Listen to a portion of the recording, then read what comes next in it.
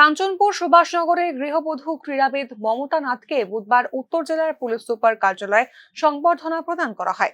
এদিনের সংবর্ধনা অনুষ্ঠানে উপস্থিত ছিলেন পুলিশ সুপার ভানুপদ চক্রবর্তী, অতিরিক্ত পুলিশ সুপার জে ডার্লং সহ অন্যান্যরা।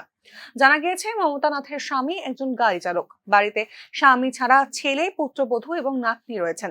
আগরতলা স্পোর্টস স্কুলে মমতা নাথের ছোট ছেলে রয়েছেন। তাকে দেখেই মমতার খেলাধুলার প্রতি আগ্রহ জাগে।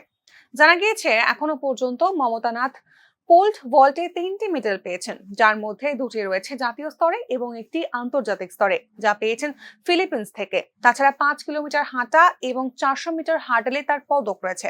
আগামী দিনে মমতা সুইডেনে যেতে আগ্রহী বলে জানিয়েছেন পুলিশ সুপার। একটা খবর পেয়েছিলাম, কাঞ্চনপুরের একজন অ্যাথলিট, নাম হলো ওনার মমতা নাথ, সুভাষনগর বাড়ি। উনি সুইডেন যাবেন খেলার জন্য এবং উনি একজন প্রতিভাবান খেলোয়াড় ত্রিপুরার। অনেক ন্যাশনাল, ইন্টারন্যাশনাল এবং স্টেট মিট উনি করেছেন। ওনার আর্থিক সাহায্য দরকার। এই খবর পেয়ে আমাদের যারা অফিসাররা যারা আছেন, কালকে আমরা সন্ধ্যার সময় একটা মিটিং করেছি।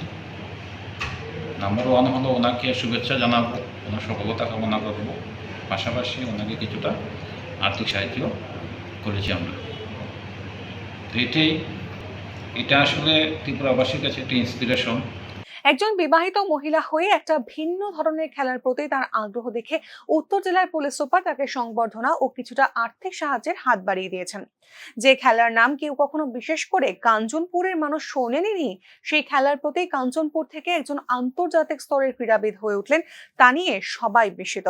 রাজ্যের প্রত্যন্ত অঞ্চলগুলিতে যে প্রতিভা লুকিয়ে রয়েছে তা মমতা নাথ আবার প্রমাণ করলেন।